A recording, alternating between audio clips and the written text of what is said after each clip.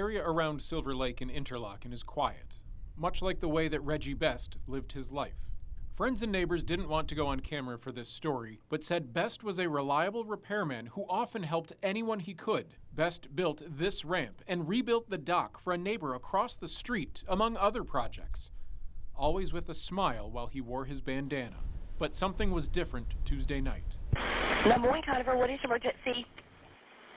Yes. There's some people outside my house. According to a 911 call that Best made on Tuesday night, he saw individuals dressed in orange standing outside of his home in a menacing way. In a second call to 911 that night, he said they were actively breaking into his house.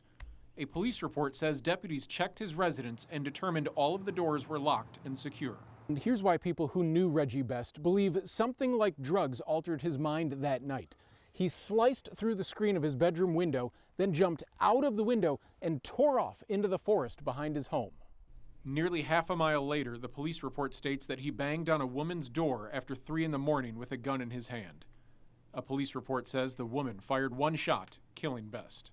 The shooting is still being investigated, but a statement from Putnam County Sheriff Gator Deloach reads in part, "If it were not for her foresight to arm herself, the outcome could have been much graver. It's unfortunate that Best was struggling with some apparently profound issues and posed a deadly threat to the victim and her family.